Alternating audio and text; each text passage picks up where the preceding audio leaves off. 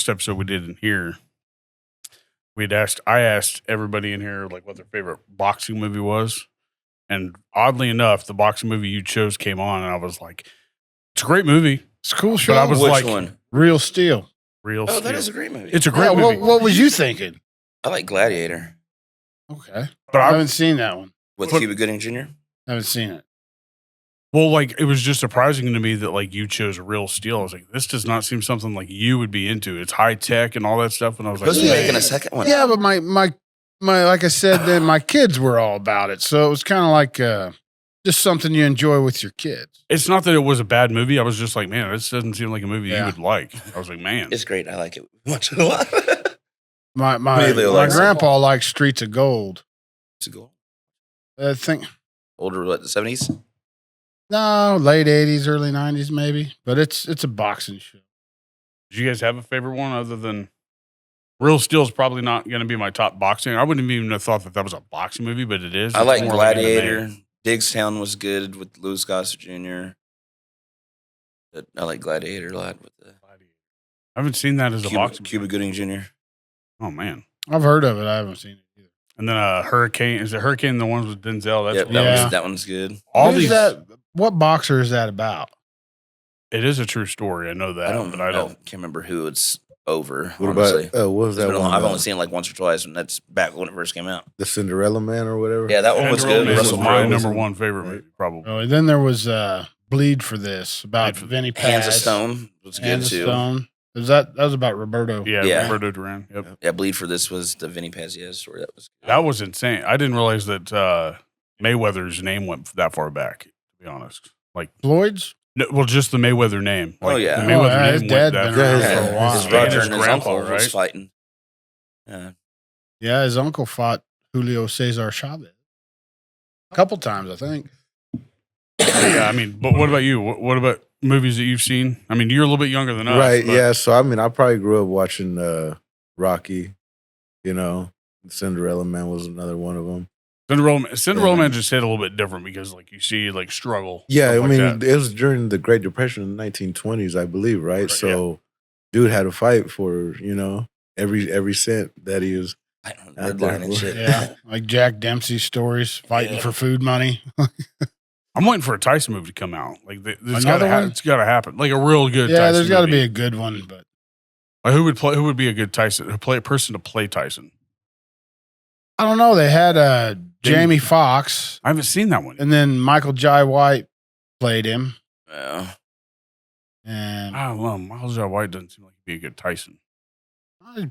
big athletic dude, Yeah, but I don't know. He'd be like an Anderson Silva type for me. think. Yeah, he's Well- tall and lanky, isn't he? I don't Michael know. John Harold. No, Miles Jai he's, White? he's I I just think he's 6 big. foot. Yeah. I was gonna Oh, say, I thought he was taller. Mike is what 5'10". Yeah, maybe I If don't that- maybe know 6 about his foot, height. maybe 6 foot tops. Like that'd Oh be my at his God, prime. yeah. But no, I'm like, who would be a good Mike Tyson? Other than I think Jamie Foxx could do it. Yeah, Jamie Yeah. Foxx. sure. I don't Cuba know. Gooding could probably do it, I think. Maybe he could have 20 years ago. Yeah. Yeah. He's got to be in his 60s now. No, Cuba Gooding? yeah, maybe. got to be getting there. LL Cool J, he could probably Hell, I'm pull it almost off. in my 50s. I mean, Cuba Gooding, I think, would be a good one. And then also, who did I just say? LL Cool J when he was a little bit younger. I think LL Cool J could have done it. Yeah. For just acting as a specific person in history. I think Jamie Foxx would probably, out of all those that you named, would probably do a better job out of all of them. Yeah. I think the biggest thing is just going to be what part of the story do they tell. You know, Yeah. they just want to. There's a lot more story there to be told than what usually gets talked about. You know, just the fights. I think as far as His childhood growing up. Yeah, with yeah. these- yeah, and, you know, the maybe upbringing how to it. when he got into boxing, like I don't know if that's ever made it to the screen, but I did hear Teddy Atlas say that they were going to do a movie about Cuss. Oh, That'd be a good That'd be one. wild. When he died, he was probably what, 70? Not sure. He wasn't very young by any means. And he adopted Tyson, didn't he? Yeah, Pretty sure he did. I think he was his Like, that would be a adopted pretty cool parent. story. Basically, to his hear about. full-on mentor. Yeah. Well, I His mean, life. not But- just with Tyson. Tyson wasn't his only champion he had. He had Jose Torres too, and Several. so yeah, I think that'd be a cool. Just the I'd watch Tyson it. come up, like that'd be Yeah. pretty cool. Yeah. And then what about like when I was actually thinking about this? I don't know why I get a lot of algorithm stuff coming up in my thing since I've been uploading boxing stuff. Yeah. Like it's crazy. It how doesn't much, take much to change it. No, not at all. And like I get nothing but like who would play this, who would play that. Do you think somebody in Hutch would be a good story to have a movie about? Like we hear about like Angel's story that we talked about. Like that'd be a really cool story just to see. I don't know. I guess Julian maybe Yeah. Olin had a good Romero. Olin had a Romero, good yeah. run. I mean, Yeah. shit. He fought Tyson.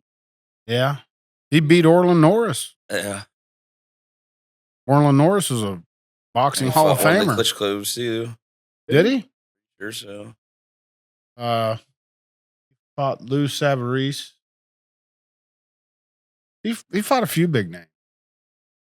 But out of all the fighting thing, you said Romero, and I was like, oh yeah, I almost forgot about Romero. Like just come up and all that stuff, all the Yeah. shit he went through, and then just killing it. And And then they just need some outtakes of the real Romero at the Oh, yeah. end, cracking jokes. oh yeah. Well, that's the only Romero that I actually know. So like, I can't go off of like, yeah, I know he's I know he's a wrestler. Yeah, I know all some that of the other shit stuff. that I've heard come out of that guy's mouth. Have you seen his shorts? His shorts are just hilarious. Like he just puts random shit up. It's like, why would he like? Yeah, that's definitely Romero. Yeah, like one of his fight announcements, just a picture of him says, "Live fast, eat ass." You know what I'm saying? Fucking Romero. But also after I put up that short about the gentleman from Colorado, like just Leo? Leo Blah. Pla. I almost said Blancarte. I don't know why, but Leo Pla. That's another name that we've said that it's like that's just a fighter name, Leo Pla. Like, and I had no idea who he was. But Yeah, I he get all sent me these- another video too. I was gonna wait a little while and upload it, but it was like it had some production value to it. It must have been through the promotion that he's fighting for. Yeah, those street ones that you sent me looked Yeah, pretty wild. I was like, man, he's a wild guy, man. Like those last fights went on, and I don't know. I don't even think it was in the U.S., but it's like an old jailhouse. did not look like he was in the U.S. It's an old jailhouse, and two guys just walk in. They don't say one word. They just get after it. Is that the one with the Asian guy that he was fighting in the? No, that one was in Korea. That had pretty good production to it There's too. Like camera. some white dude that the one I seen anyway. Yeah, it was in like an old county jail or something. I don't know. He looks like he would do the Bloodsport type shit, like from the original, like Jean-Claude Van Damme Yeah, Bloodsport. yeah, like I- knees on. Yeah, I think that's the kind of guy we're dealing with here. Then he licks the blood off of his hand with glass. Nah. And then that's when I leave it's like, oh, I can't handle this. Yeah. Eating glass and shit. Oh no, that was Tom kickboxer. Yeah. Oh, it was Yeah, kickbox, not kickbox, Bloodsport. yeah. Okay. You That's bleed where- like Mali. She good. Like, But That was each really round good was different. I think. impression. Yeah, that's it was pretty like good. every round was like elbows for one. Yeah. Who knows? Some crazy karate movie. You know, you only like it when you're a kid, but when you get older, you're like, what the hell is going on? We're not here for all that. Mikey and Luigi, and you go by Louie, you go by Mikey. you can Sir. go either one, brother. It's all Either good. one. Yes, sir. That's like the first 30 minutes. So what do you want to go by? Louie, Luigi, which one do you want? I'll respond to them both. Well, Louie, we'll let the young bully go first. Kind of give us your story about what's going on with how you met Richard, kind of got into boxing and all that stuff. I mean, back when the OG gym was pulled up, that's when I pulled up to the gym. You know, when he was teamed up with George, and he said, "Hey, come by," and start going. I think I was 29. I'm 34 now, so I was on a journey to lose some weight and get fit again. So I pulled up over there and within 3 months, started fighting. A little bit like Angel, like he just came out of nowhere, wasn't it? Well, that was kind of my philosophy at that place. It's a training ground. That's all it is. Get it. Let's get after it, fellas. Do you remember Angel's first? Like he told us his story. Like that's just wild. Did you help with the interpretation? Was that Yeah, that Luigi himself? I actually he was did help one of a lot. them. There's There's at least 2 or 3 of us. like I can't help him. The barrier there, we had to go through adversity, but I mean the kid, it took him a little while to learn the English, at least over a year. He's like, come on. He's like, start counting, Angel. It'll help you. Yeah. We do the damn jumping jacks and shit. Yeah. Wild. That kid, like watching him doing what he's doing is just impressive. Like grinding his ass off is what I've nothing but seen. So he's very gifted since he's pulled up to the gym. Little fucker could evade punches, and you know what I'm saying? He could fight. He was none but like 12 years old when he pulled up to the gym. Were you ever his size to spar with him, or is he always? Yeah, no. I sparred with him since he was young. He was already as tall as I was. Yeah, he's the same size as all of us. Yeah. Well, I mean, at that gym, everybody sparred everybody. Of course, if you had 80, 90 pounds on him, like okay, guys, he's a 7th grader. He's thick too, like upper body. Let's not. He's really toned up a lot more now since he's filling into his gonna be 18. When you're 18, you're really pushing a lot of testosterone at that moment in time, man. Yeah, he used to be just a little butterball kid. That's how I always described him. He couldn't get no pop on his punches. There wasn't no power behind it yet. Now. Yeah, don't get caught by one of those. Yeah. They're hot. Well, he used to kind of throw him. He'd throw his right hand like this. He'd paw it out. Yeah, and he'd like hit you and push himself away from you at the same time. That's how he would avoid punches. But there's no you don't turn your fist over, there's no pop on it. What did that take to teach him how to do that? Was that pretty simple, or is that something that's something he had to work on because it was, that was just kind of how he liked to box. I don't think he was ever scared to get hit, but he wasn't one of the people that wanted to get hit. Shit, I'm scared to get hit. Well, I mean, there was guys that they had a good chin, and it's like, okay, do we have to spend every second of every round testing it? Right. I mean, you're right. So he wasn't ever one of those, but yeah, it took a little while to get him through it, but I mean, he got through it, obviously. Yeah, oh yeah, and he ain't easy to catch. He looks elusive. Yeah. Well, he's big and he's fast, and he's real fast for his size. How many knockouts does he have? Does he have any? He's got a few stoppages, but I honestly don't know. 1 or 2, maybe. He has really great ring IQ. You know what I'm saying? So. I think that's probably something that was probably hard to develop because you said that he had a little bit of a temper on himself when he was coming up in the age. He didn't really know how to control it, and you kind of stepped in to help with that. So kind of center him on cue. Yeah, and he used to get pretty mouthy in the ring. Had to break him of that. Was he just taunting, or was it like? Oh, he'd talk some shit to him. Like there was almost a fight breakout in the ring in Salina one night, and thank God we didn't start it because the other team got DQ'd. Oh, snap. Yeah, it was Juan Torres's team. Oh, really? Yeah.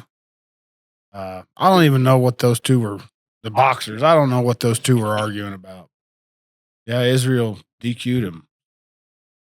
So growing up at the boxing gym, what was the hardest thing for you to kind of learn growing into boxing and not just losing weight? I mean, losing weight's one thing, but like actually learning to fight. What do you think was your hardest thing to learn or develop? I guess for me, I've always been a fighter. I have to learn to box. You know what I'm saying?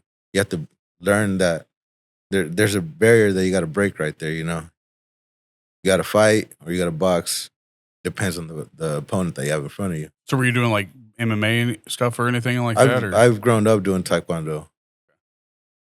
Was it hard to get out of that? No, it's really convenient because I can do both styles, Southpaw and Orthodox. So it's not a bad thing. Same with wrestling. So it was able to develop my footwork within that situation. You know what I'm saying? I can get myself across the ring in different ways that other people can't. So Yeah, I didn't know like learning how to box if that had anything to do with like preventing yourself to try to take somebody down or sprawl and stuff like Oh that. no! You gotta take initiative. You got hands only at that moment in time. You got hands only. So no, I've never wanted to kick nobody in there. I know I can. Right. I know it's slugging or straight punches. Have you thought about doing anything like that? Like not judo. What's the one that John Jones is? John Jones he does Muay Thai, right? Then John Jones kickboxing, Muay Thai. Not really, man. That's so hard. I give daps to all the sports. You know what I'm saying? Leg kicks or something it else. takes a lot of courage to get up in that ring. But I mean, those MMA fighters and all that, man, hats off to them because you're getting hit by elbows and all that shit. It's not the same. I don't want to get hit with fists. You know? Yeah, that's Nate Diaz. That was wild. Yeah, he got cut up pretty bad. Yeah, it's no fun. I've eaten knees, elbows. I've done a little bit of everything: kickboxing, MMA, boxing. Who was that? Who was that guy you wanted me to line a fight up for you with? You're like, get him in this boxing ring where he can't kick me in my leg anymore. I'm going to whoop his ass. Who was that? He's like, he kicked me like 10 times. Oh, that was either when I fought with Rickles or... it was Rickles. He was getting fed up. Yeah, I think I'd get dang carried out of the ring for that. I mean, when I fought Cody, Cody's got some nasty leg kicks, and he ate my legs up. Yeah. And I ate a flying knee, too, that put me on my ass and blew my lip out. All the skin in my lip was hanging out. I had to have Ernest cut it off with scissors just so I could keep fighting. You know? But talk about blood sport, right? Right. Like I've never had to fight, so like nothing like I've never had to defend myself like in a street situation. Usually a job, yeah, maybe. But other than that, I've never said, "Oh, I want to get punched in the face for a living or for fun or as a sport." Like wrestling is one thing. So like boxing, fighting, anything like that, it's never came across as, "Oh, that sounds like a good idea." Yeah. I don't know. It's the adrenalem, man. The adrenaline's probably insane. think But I that's get just stopped what for it me at is. the announcements. It's like, shit, say my name and I'm out. It's like when I started boxing at a late age. I was just graduated high school, fought maybe 6-7 times, and then got in some trouble. Decided to try it again. Tried it in 2008 is when I came back, and won the regionals, the Golden Globes regionals in 2008, and then 2009 decided to go pro. I got roughly, I think, 26 pro fights. Well, you won the regionals with a broke neck too, didn't you? Nah, my nose is broke. That was your nose? Yeah. I thought Eddie said he had something like he'd In come in here hands. and he couldn't even turn his head. Yeah, that was from sparring with Eddie. Yeah. When I started, We might have to edit this out. Here comes my drink. when I Good. had started first boxing, the Golden Gloves were coming up actually, and Eddie was a coach at the time, and me and Eddie kind of grew up together. We knew each other from the carry pool days and things like that, and he kept telling me, "No, you're not fighting in it." I was like, "Come on, man, I want to fight in it." You know, it's a few weeks away. He's like, "No way." So he said, "If you'll fight in it, you'll spar me right now." So what happened with the neck injury? I was sparring with Eddie, and he caught me with an overhand and jabbed my neck. So my first 2 fights that I went into the Golden Gloves, I went in with a stiff neck. You weren't doing anything in high school to fight or anything like that. You were just No, I used to just get in a lot of fights. I mean, that was the main reason why I started stride boxing. I just had gotten a lot of fights when I was younger. Seen some kids that I knew always running and boxing. So I was like, you know what, let's try it out. And so I tried it. And I think I had maybe, like I said, 7-8 fights. Then came back in 2008 and decided to go for it again and won the regionals and then decided to go pro. And I think 2009, July 3rd of 2009, I had my pro debut at the Kansas City at the Beaumont Club and was fighting since then. And I think I got about 27 pro fights. how'd you get in touch with Richard like before Enemy? I remember, do you? Yeah. So I opened this boxing gym, Reno County Boxing Academy, and Mikey was the first person to like the post, first person to comment. Like, he's like, "When are you going to be down there?" Like, be down there tomorrow about 5 o'clock. Like, I'll see you there. And then, yeah, that's how Mikey and I met. You guys didn't know each other growing up though, did you? So No. you guys are about the same age. Yep. First time we met was at the gym. Wow. Yeah. I mean, think about it. It's like you're bringing back a boxing gym at that, and you're basically bringing back a little bit of a childhood back. If you weren't able, like me, I wasn't able to do it back when I was young. So shit, right now let's take the chance. Yeah, I never heard of any other boxing clubs other than like if you had like a membership to the Golden Glove. Like I think they had little Golden Gloves like schools around here, but other than that, I didn't hear about any gyms. That was back on Avenue B, right? Yeah, back the when old Golden gym. Gloves. B Street Gym. Yeah, and that's the only time that I've ever heard of anybody boxing was that. Well, Joel Beasley, he told me that their gym, and I don't know what era this is, but he told me it used to be in the basement of Memorial Hall. Yeah, at one point. I don't know structure of it, who was running it. I think Frank Williams was probably involved with it somehow. But I think that's where the Beasleys boxed out of. I'm not sure, actually. Probably ought to find out. You probably couldn't pay me, and I wouldn't be able to tell you, hey, you need to go talk to this guy or that guy. Like, you just didn't hear that type of stuff. Like, now with social media, that's the only thing that's really helped everything. Yeah. That people's names get dropped or they get tagged in certain posts, and then boxing's, like, sort of got a bigger spotlight now, obviously, but also when you find out names from people, like, never heard 99.9% of the names he said. Yeah. So, like, that's insane to me that boxing is so in the basement, if you will, with like just the city of Hutch for how small it really is. It's spread out, but you'd think that like the whole boxing like topic would be talked about a little bit more. Yeah, I think we're getting there. I don't know. Well, it's coming up more. You kind of got to have things to talk about, Right. you know. Well, it seems like you can't run out. Yeah. Well, I try to. I don't know. I get pretty enthused about this stuff. I always have. At least at my gym, as far as things we're doing, things we're planning on doing or trying to do, the pace has always been high. Always been high. And, like the Golden Gloves last week, I worked Saturday night, got off at 6 a.m. Sunday morning, drove to Tulsa, set up the ring, drove back, worked Sunday night, got off Monday morning, came home, took a nap, then went back to Tulsa. And so it's always been like that. We've always just ran all over the place. And as far as scheduling fights, we've always had 2 or 3 weekends in advance. You know, we plan on going to compete somewhere. So like with you guys coaching, like we got, I mean, you were obviously in the same era I was with Coach Dryling. Like he was a hard ass. Like everybody knew that. Oh, yeah. Dryling Like- was the best coach we ever had. I mean, Hey, the hard never ass got is rid winning. of him. Yeah, I'm right. I mean, look, their winning streak isn't there anymore. Yeah, I mean, They're he's carried it on to St. Thomas Aquinas, though. I mean, and look Something he's doing right, man. Well, yeah, he's You know what I'm taking saying? he's putting kids in the right position with the demeanor that he's always had. So, like, is that kind of He's a also- straight dick. I ain't even gonna lie. I mean, Oh, he, he's but- straight fucking dick.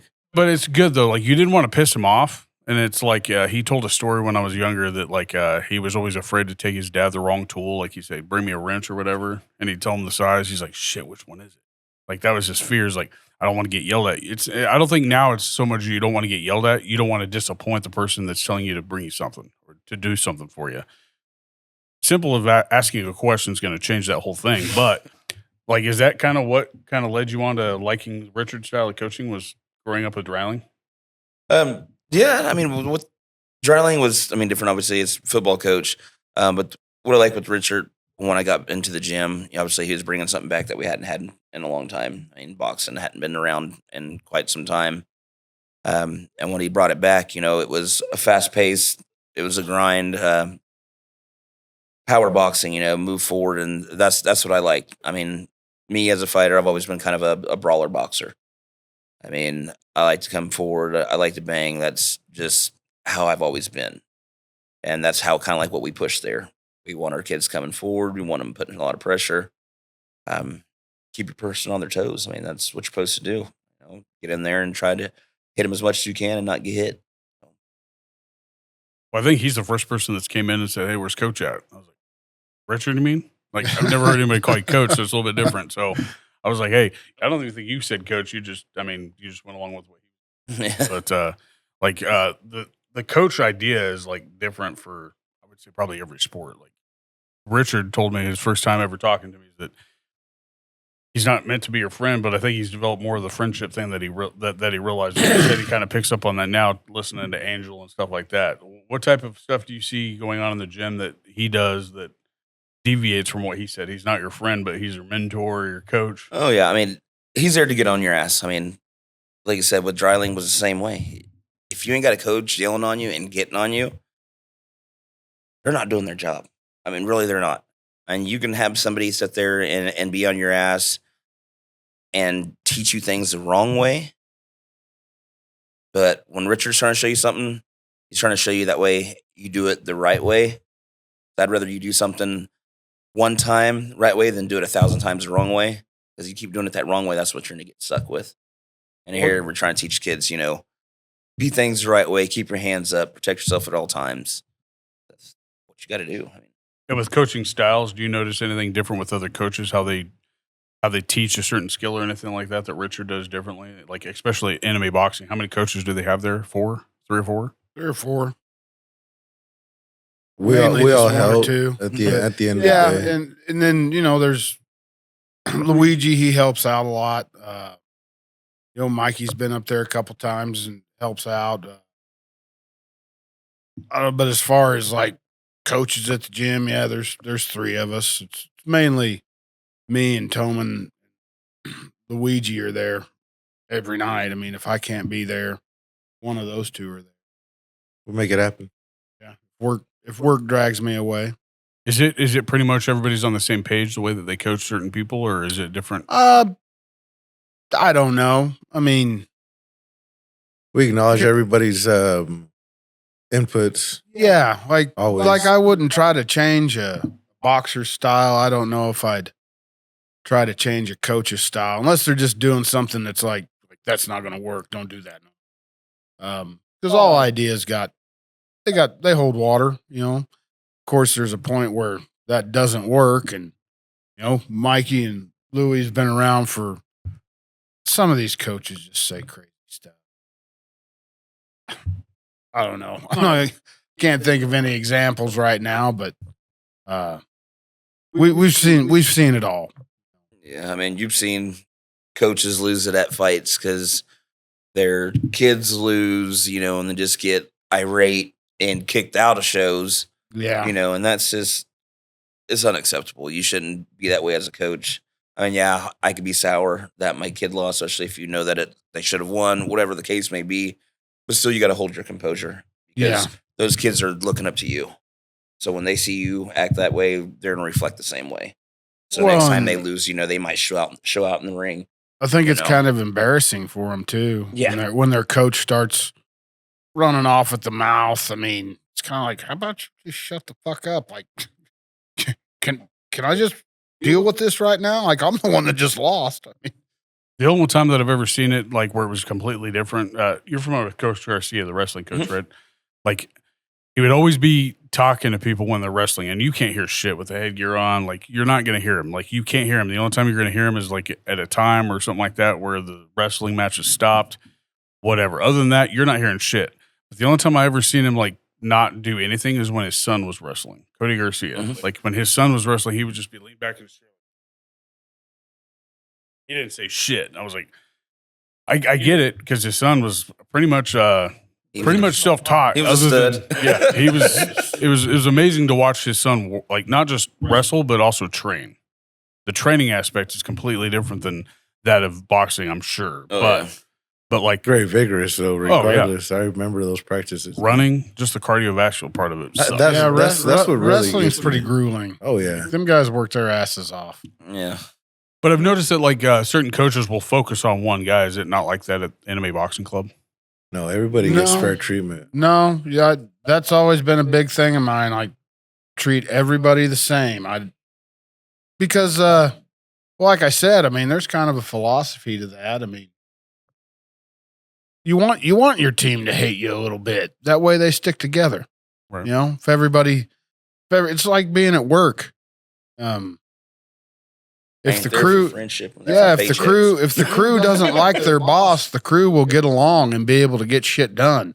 But if everybody's trying to be the boss's buddy, they won't get along. And then so and so will become the ass kisser. And then, you're the boss's pet. That's what the situation devolves into. Mhm. And so you treat everybody the same. And both of my kids boxed down there in the beginning. And I was so scared of being accused of Playing favorites, probably. Yeah, and so Was he playing favorites? No. I might have been It's like, I might have been too hard on my own kids just because I didn't want something like that happening. I've thought about that a lot too. Maybe I was too. Yeah, nobody ever accused me of giving my kids an easier path. So yeah, I think you did well, Coach. Look at him. I really think everybody's got to be treated the same. At what point do you actually have to say, hey, it's time to focus on this guy because he's got a fight? Is that like a special thing, or is it when he's got a fight coming up? Or if I see guys doing stuff, I'll find a way to work it into a group workout. Once in a while, like when you're doing mitt work, a few of them, like little Santi, just he would plod forward like he was walking across his yard or something instead of, stepping forward with small steps in his boxing stance. So, work with him on that. But everything that you want to work with individually on a guy, I think there's a way to kind of work it into the group workout. And, when you're coaching by yourself, that's why we end up doing so many group workouts. Did a lot of how could we say partner workouts. Yeah. Partner workouts work out very well, that aspect, small gym, X amount of people working out there. So you just partner up and we do a lot of drilling like that and help each other out. If there's not a coach there to hold it back for you, you got your fellow friend right there to hold it, and then when it's his turn, you hold it for him and you go back and forth. Do you have a particular person that you're more keen to, or like Mikey here, or is there anybody that you? I always have? like working with the more experienced guys. Most definitely, you know what I'm saying. Coach will teach you to hold your fucking hands up. If not, you're gonna walk out with a black eye on your first practice. Smacked with the mitt. Oh yeah, there's kids, man. He's like, hey, first thing coach sees you, throw that punch, you bring it right back to your fucking face. Now, is there anything like you've noticed with like fighters in general, especially new guys that kind of have the same like tendencies or anything like that you like, okay, yep, we've got a perfect cookie cutter type fighter here. Like we're going to have to go with this route or anything like that. Or is everybody different? I think for the most part, they come in with the same level of anxiety, You don't know what to expect. You're not friends with anybody. And plus you're tired and nobody else is. And so I always try to tell people, it's going to take some time, a month or so into this, you won't be as tired. And then it'll actually start to be fun because you can make it through the practice and, start to joke around. And I think it's not exactly the same, but it's the similar set of problems for everybody. Well, I noticed far as that I whenever can I was tell. trying something new, like I got anxiety just because I didn't want to look like the dummy. Yeah. But like, do you prefer a fighter that really doesn't? You'd rather start them off at square one, like, hey, let's start trying this. I'll pretty much start everybody off at square one. But would you rather have a fighter that didn't know anything about boxing? Oh, yes and no. I mean, there's pros and cons to both sides of that. Well, because Mikey here, he reached out and he had some boxing under his belt. So like, I didn't know if like you prefer that or. Oh, I don't know. I mean, it's not a bad thing. I don't Right. think it hurts anything. Yeah. And then, well, kind of like Mikey was saying, like me, Mikey, Luigi, everybody in this area, we seem to agree on what wins a fight. There wasn't ever a lot of, I say A and Mikey's like, oh, no, that's not going to work. We need to be doing both. Never really had those situations. That's good. Take the loss, and we all gather. Like, all right, we'll just go back to the drawing board. That's all it is. You can't be like, oh, those judges screwed you, or you know what I'm saying? No, man.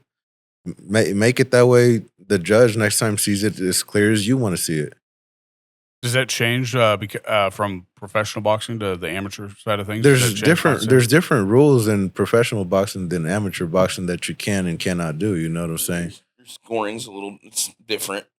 Yeah. And amateur wise, they're looking for the flash, and it's pros wise, it's they're looking for the bang, they're looking for the shots, the footwork.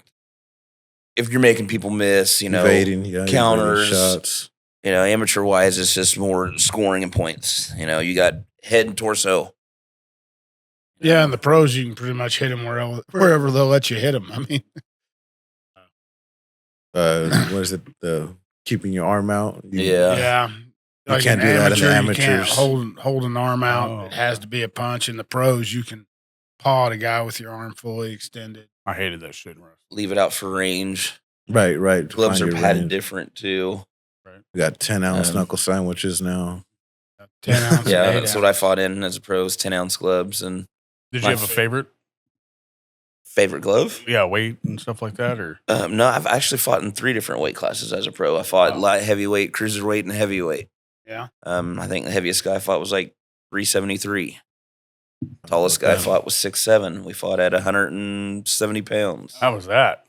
It's good. 6'7", 6'7". Gabriel Pham Jesus. fought kid from New Jersey. We fought at Dover Downs Delaware Casino.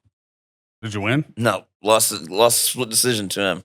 Damn, how many rounds is that? We went 4. It was a 4 4-rounder. Yeah. What decides that? By the way, I've always been curious. Like, what decides? Like, is that just an agreed upon thing? So this tournament does this or this? I think a lot of it's experience level. I mean, Okay. It takes several years to build your lungs up to the point where you can go 8 rounds or 10 rounds. So right out of the amateurs where guys have been boxing 3 rounds, it's common parlance to start them at 4, and then as you move up, go 6, go 8. And usually once you're about 6 fights, you move up to about 6 rounds. Usually 10 fights, they start hitting you around 8 rounds, Then 10s and 12s. championship fights are all 12 rounds. And Yeah.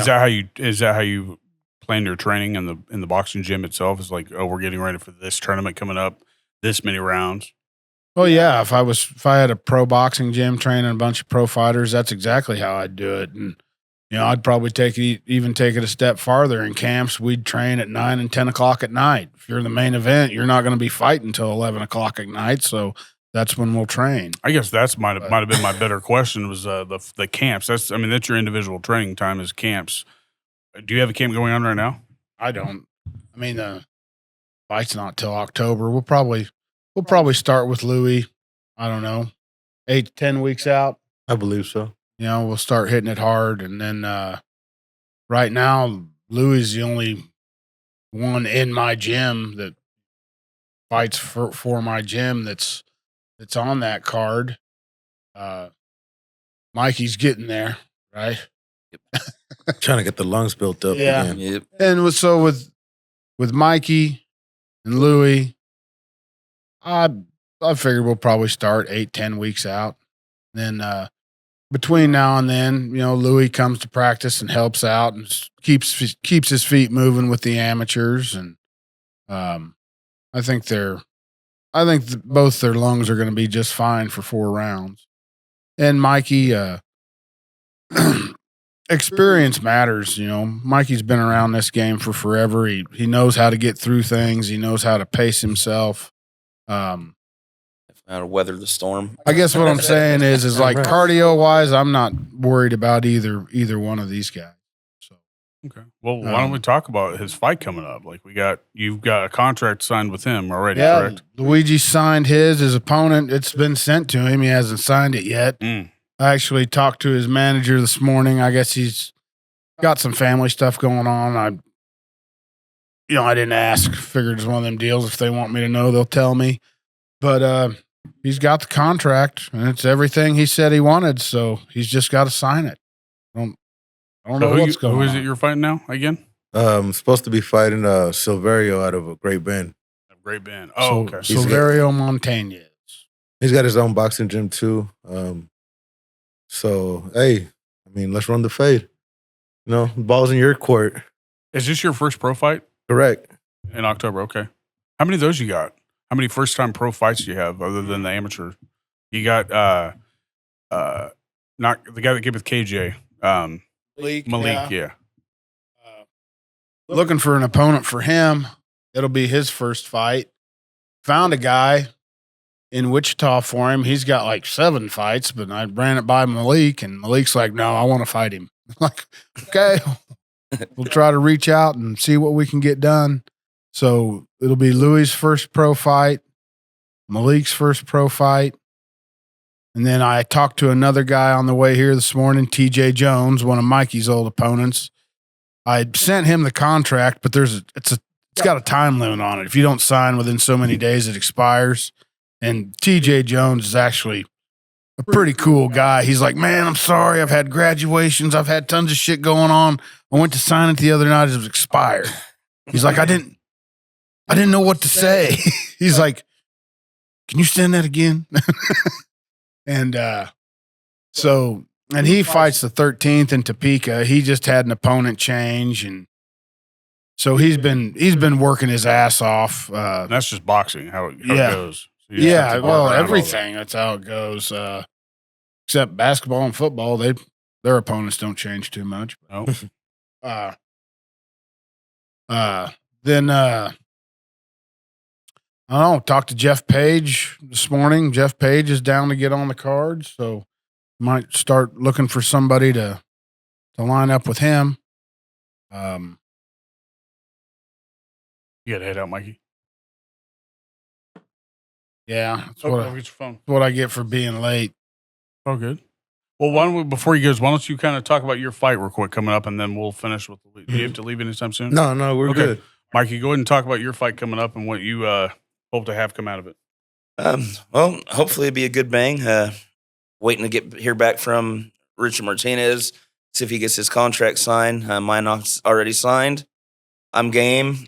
Said, let's do it. I'm always game to fight. I've done this for quite some time now. I've had a nice little break. I'm ready to come back and get back in the squared circle and do this dance one more time. So sign that contract so we can get it. Sounds good to me. That's straight. But you wanted to do your call out in Spanish, correct? Yeah, that's fine. Let's go. Yeah, no, pues Silver Boy. Ahí está el contrato, homie. Un tiro de achole. ¿Qué ole qué? ¿Lo firmas o qué pedo? Fucking get down, homeboy. That wasn't Spanish. That sounded legit. I mean, shit, that's the way it is. Un tiro de achole. How we say it back in. Don't say in the very ending. Let's fucking get down. Hell no. Silver, he's pretty intense dude too. I think it's going to be a good fight between those two. That's one of the ones I'm actually looking forward to. What are you anticipating it being your first pro fight? Like, do you think it's going to be any different than amateur, or is there something that you're maybe nervous about or anything like that? All that shit goes away once you hop in the ring. What about preparing? Preparing? Oh, that's a must. Like, as far as preparing, like, Are you preparing any different than you would for an amateur fight? I mean, yeah, a little bit. I guess I would say for right now, it's everything an amateur is doing. I'm doing it with them. But I mean, as far as doing anything differently, I'm going to figure that out once we start camp. You know what I'm saying? Right now, just get the lungs up, get the feet moving, and hands up and be ready to go, you know? Be ready to fight tomorrow if I have to. We talked about the different rules. Is there anything like that you have to prepare for from the amateur fights, like rule-wise, that is going to be hard or difficult to get your, like, I guess? I feel like it's it could be a little bit more grimier, if anything. You know what I'm saying? No headgear, like that's probably a big. No, right? I mean the headgear. I mean that's all a part. I mean I grew up fighting. I mean like street boxing, so that don't even matter no more. The refs don't. I think what he's trying to say is the refs don't intervene as much. Oh, in the okay. pros. Yeah. So Okay. like there's no standing 8 count in in the pros. Like if the ref steps in, the fight is over. Whereas, in the amateurs, the ref will break you up, call an 8 count. That doesn't happen. And you got your inside fighting too. You know what I'm saying? You can grapple and cover their punches up while you're in there, whatever the case is. It's just a little bit more different. Like you said, in the amateurs, they'll just step in right away and boom, separate you.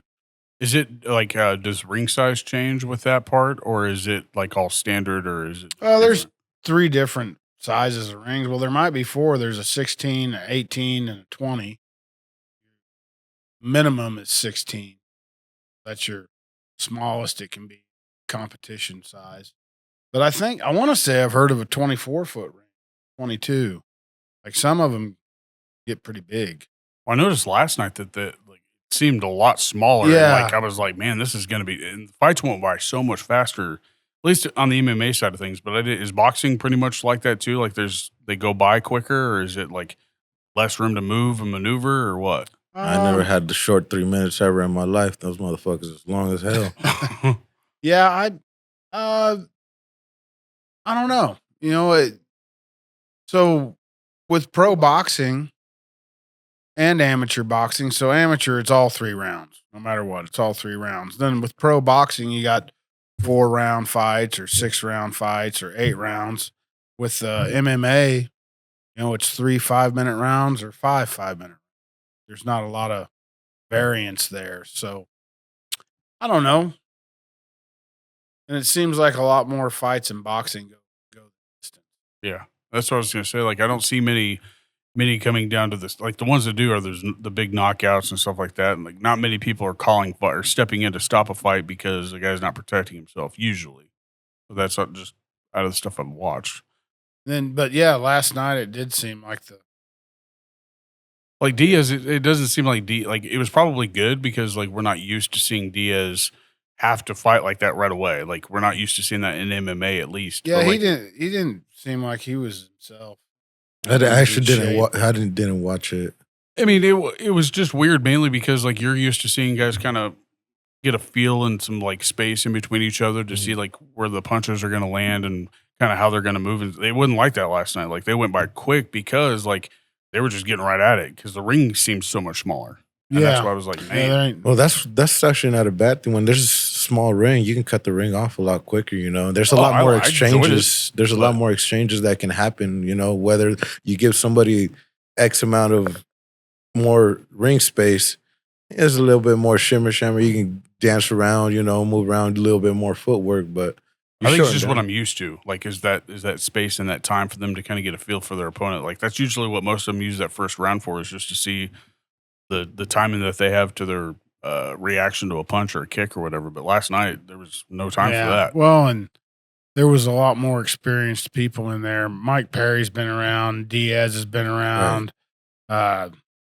Carano and Rousey, they've both been around. So I mean, these are experienced people. I mean, they and it's a hexagon, I think, not an octagon, so that made it a different price too. I don't know. I was pretty disappointed.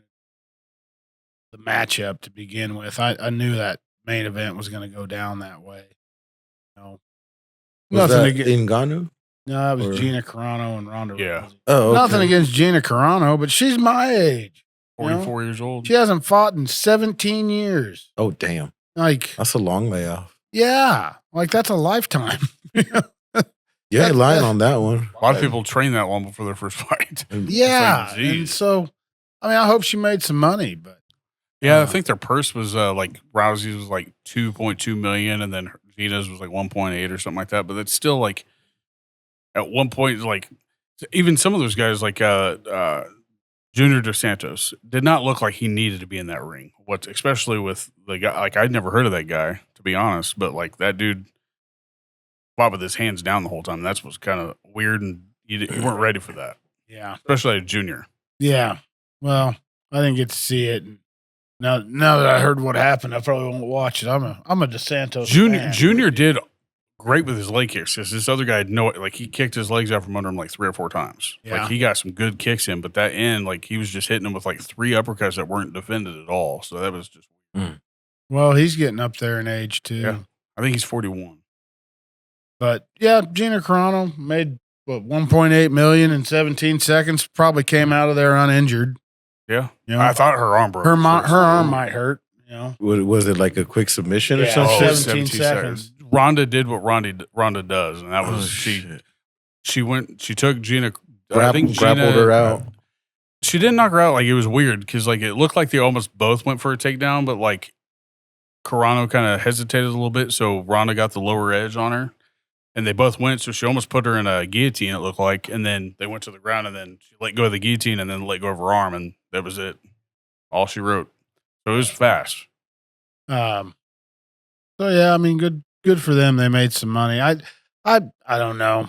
I've never really been a Ronda Rousey fan, so I mean, there's a way to talk smack and it be funny, but she's not funny. No, she's not funny. She just sounds like an alcoholic dad yelling at the kids. You know? I couldn't get past the fact that she said this is the most important fight in MMA history. That blew my mind. I was like, no way. Well, you can't be gone for a decade and then just come back and want everybody to, you know. Just I don't know if that's how it works, but it probably wouldn't work for try. boxing. It probably wouldn't work for boxing. No. At all. No, I mean the sports move on. You know, new stars emerge. New generations. Ronda's not doing that to anybody else in UFC. I'll tell you that. Not like that. Like No. somebody that's very seasoned right now. Yeah, I doubt that. No. And Gina, I mean, everybody called this fight, and that was what was wild. They're like, she's gonna take her down, she's gonna throw her, and she's gonna armbar her. Yeah. Like it was just that. I mean, and you know, I've never seen.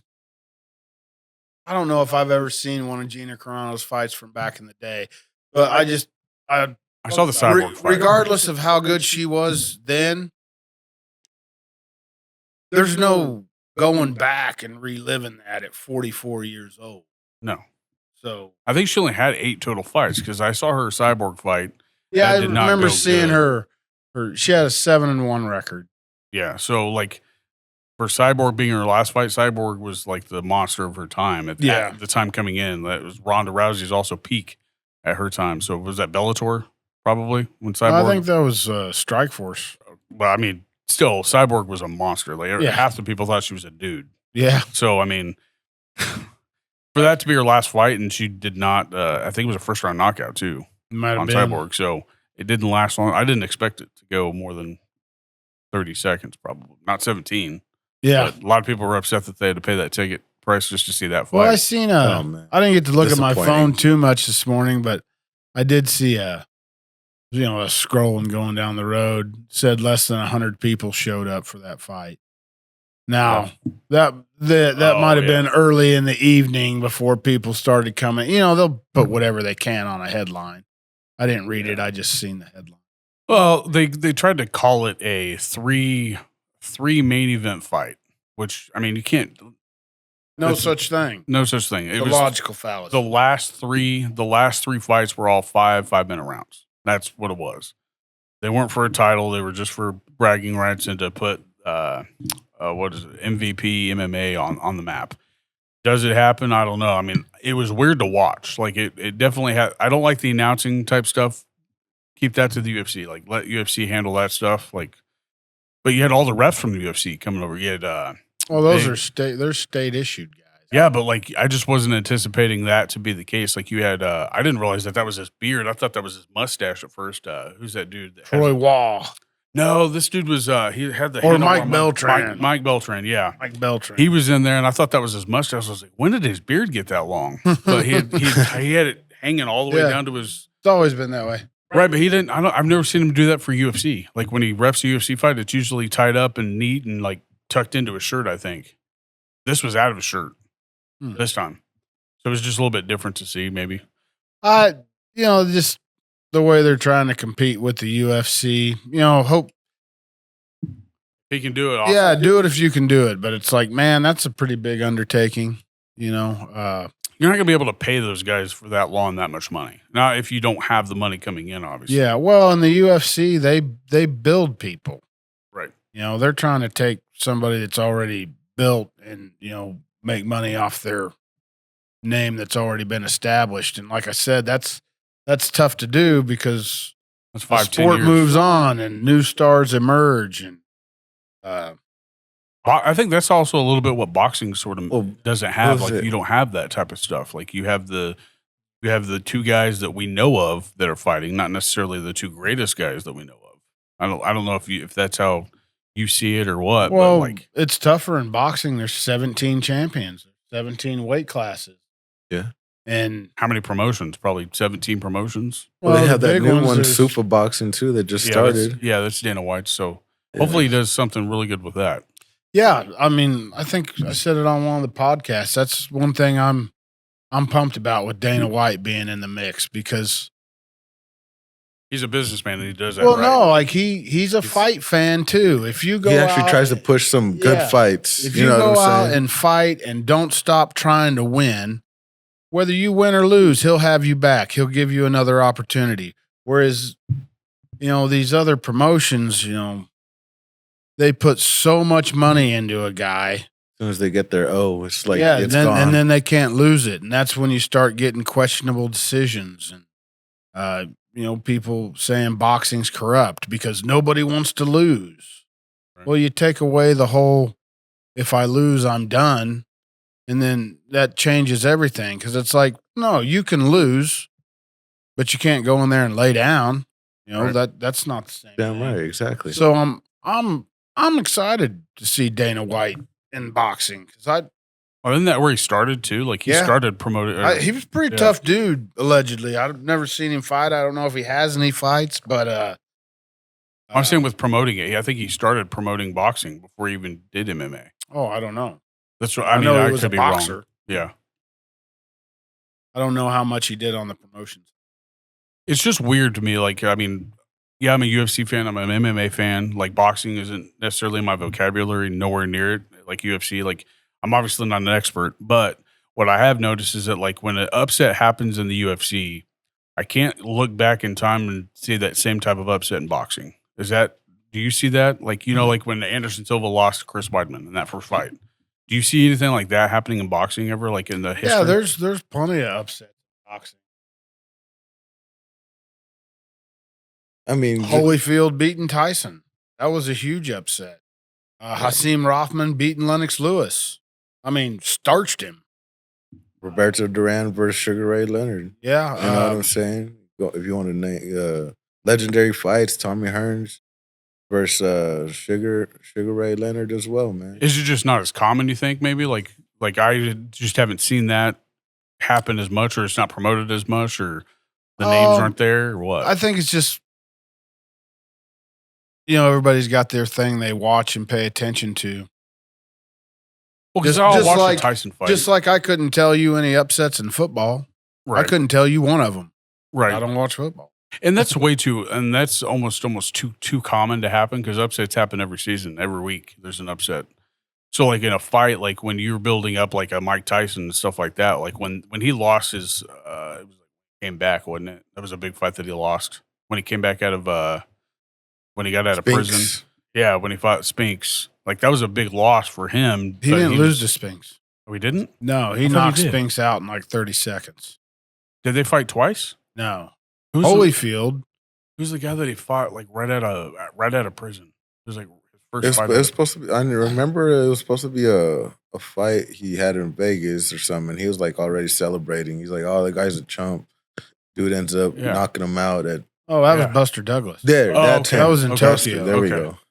Because that was the same fight that he was like, he told that reporter, "I'm going to fuck you till you love me." Yeah, I think that was the same one. Oh, that was before the Lennox Lewis fight.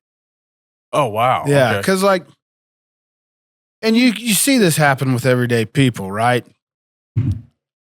So everybody was terrified of Mike Tyson up until the point where he lost. All right. Now, before Mike Tyson lost, he didn't talk like that. He was actually pretty articulate. He'd say off the wall shit, but he wasn't going crazy like that. But once he lost and that aura of invincibility was gone, his attempts to get that back became more and more desperate. And that's why, the whole gonna stomp on your children's testicles. He would just say crazier and crazier shit to try You to noticed that more when he lost Cuss. too, try like to the Cuss fight. intimidate people. Yeah.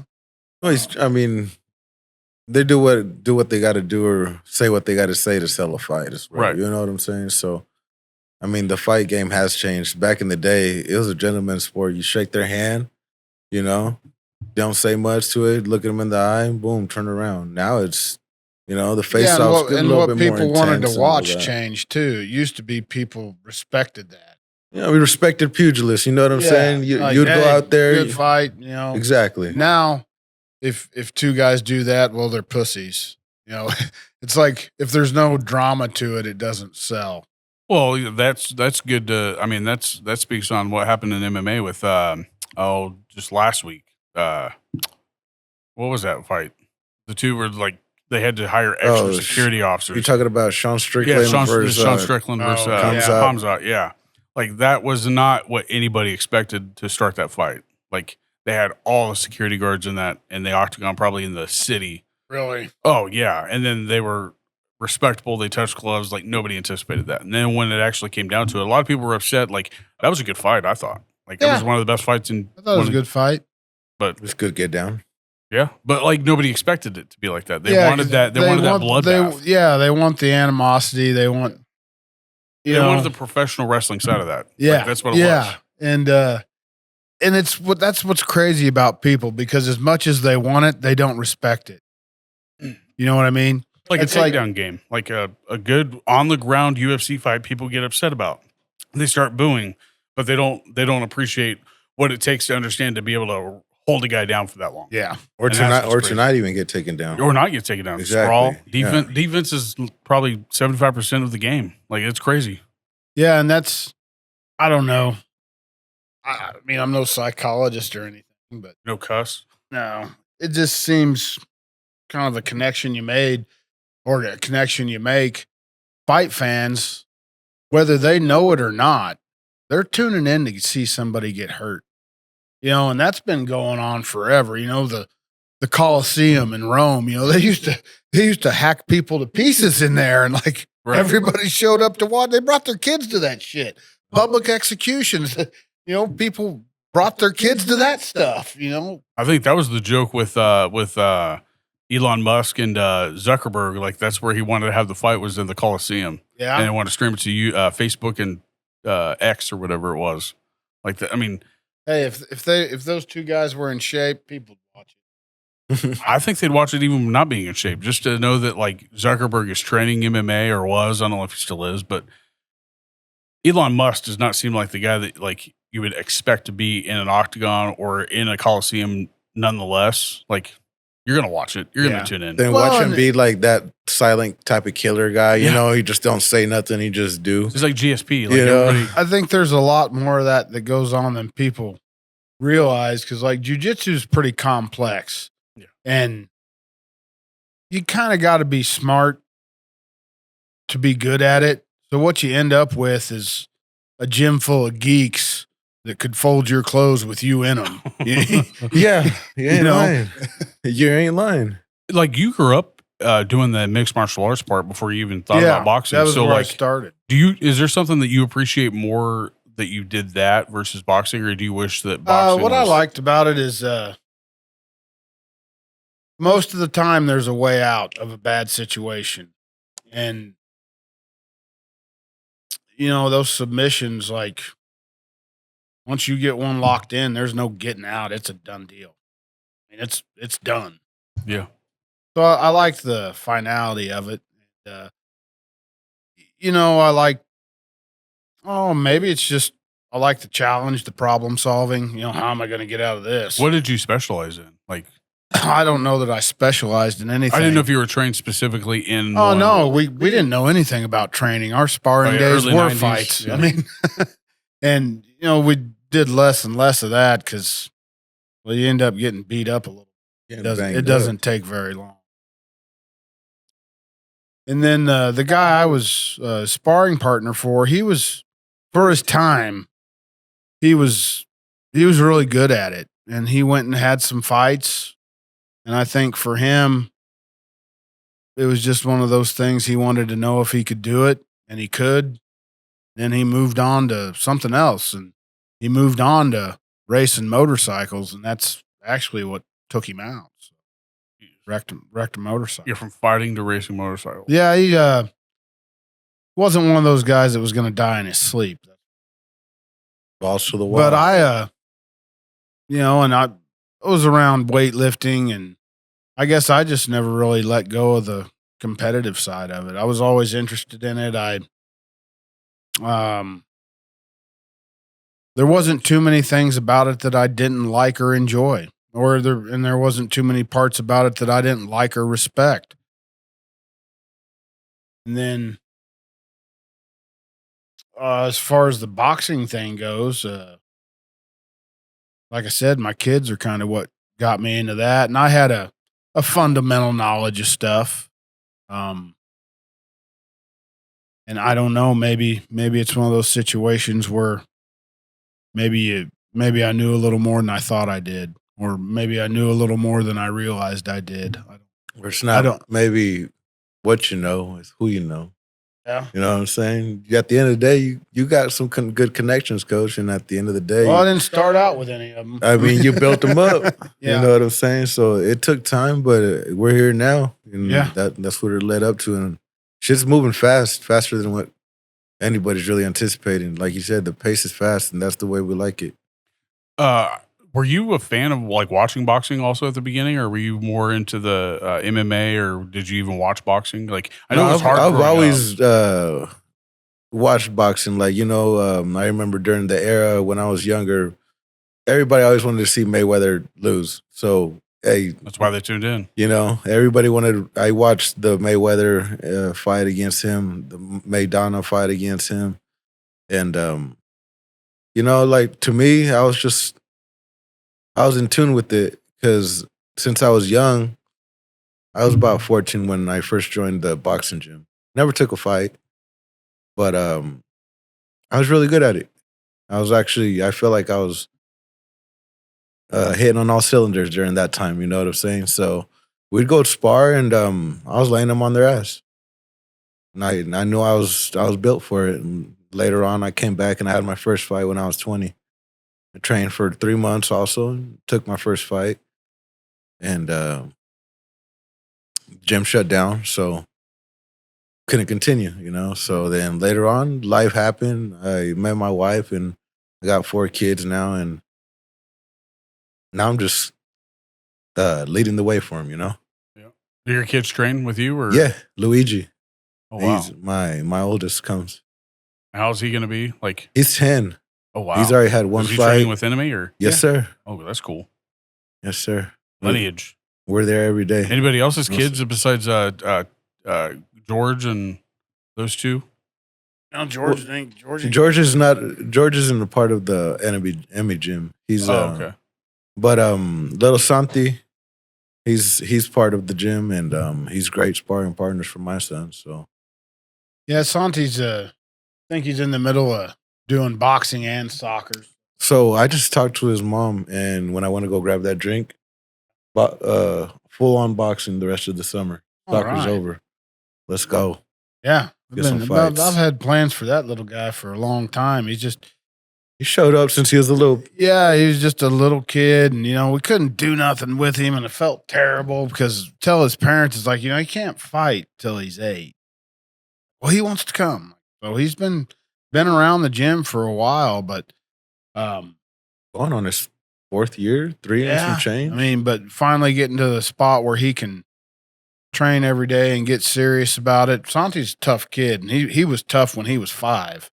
So yeah, I'm pretty excited about where the road could lead for him. There's a lot of families in this gym so far. Like, you got, does any of Efforts kids box yet, or? Yeah, he brings his little boy. Oh, okay. I mean, not that he's competing, but he's bringing them in and he's showing them the ropes, That's what I did when I first started boxing with my kids. My kids were little. They're probably like 4 or 5, Now he's old enough and able to join the gym. So he's there with me and training hard. And I believe he's going into his first year now. And that's another thing about boxing. Like, it takes time. It really takes time, though, bro. You got to develop. It's some kids are really born with it quick. You know what I'm saying? Some kids are really talented. And some kids are just really hard workers, and that's what will win them, you know what I'm saying? sometimes when you're in a fight, I told my kid, I was like, you can fight a really talented person, but if you work hard, you can outwork him, and that talent won't mean nothing. So Yeah, and that's kind of the cool thing about the sport because I don't know. I've seen it all. I've seen the talented guy. I've seen the rich guy. I've seen the athlete. Seen all that, and I've seen it all break. You know, inside of 3 minutes. All that I've seen all that shit go out the window. So there is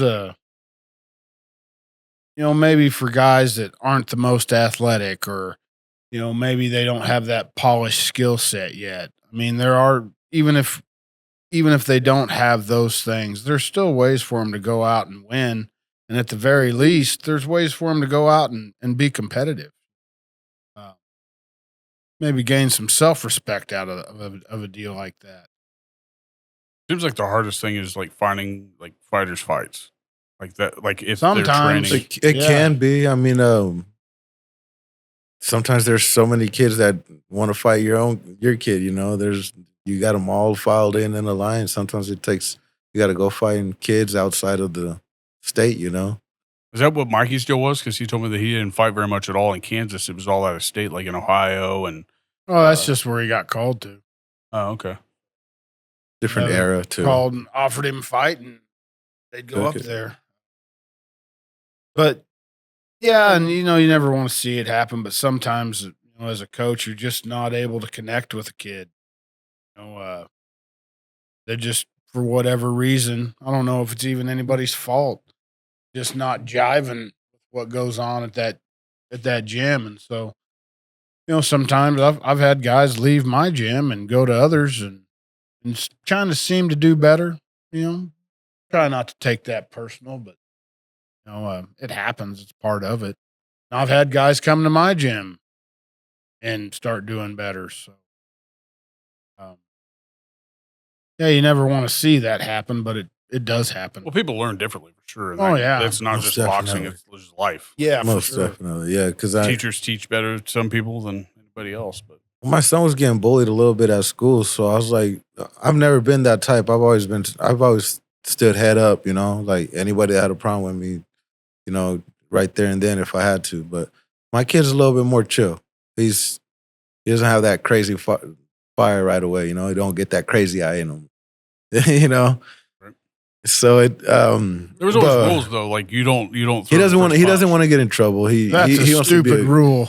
He doesn't want to. But we tell him like there's the wife told us there's 3 strikes. It was like first you tell him to stop, cut it out. He don't want to listen. You got to tell the teacher after that. The third one, you better pop that fool in the mouth. Did you say the third or the second one? Oh, the third one, you Yeah. pop him. Resurrection, you're out. We warned him. Told the teacher after that. You know what I'm saying? Like this kid won't stop. The third one, you got full admission to go there and handle your business. Is that what your rule was too? My rule was pretty much if you think somebody's trying to do something to you, don't let them close enough to do it. Right. Decide where the line is. Right. If they cross it, let them have it. Yeah. And my youngest kid, he's never really had too much trouble at school. The oldest one, a couple kids tried jumping it. Cracked one of them skull. Choked him out somehow, and then we let go, head on the steps. That was, and the next one, it was a group of kids, and they'd been screwing with each other for a couple days. It got out of hand. Somebody took his bag, had all his boxing stuff. I guess he told him, he's like, if I find out it was one of you that took my bag, left it at that, and then the bag reappeared. I guess this kid was just messing with him. He's like, oh, did you find your bag? Did you find your bag? I guess Julian told him, like, dude, if you're still standing there when I get up, I'm gonna smack the shit out of you. And he did. Julian's a tough kid, man. And that was an ordeal too, because That kid, he wasn't a bad kid, but he hadn't been around any kind of fighting. Like, there's something to be said for being used to taking shots. I really got on his ass about that. Like, you don't need to be doing that to people that have no idea what can happen to them. A lot of these guys, you know, they watched UFC last night, so they think they know. Right. They don't know. If you're any kind of person, you ought to be ashamed of yourself for that, because there was a better way for that to end. Just those 2 times. My youngest one, I don't know if he's ever been in trouble in school for fighting. Been in trouble for everything else.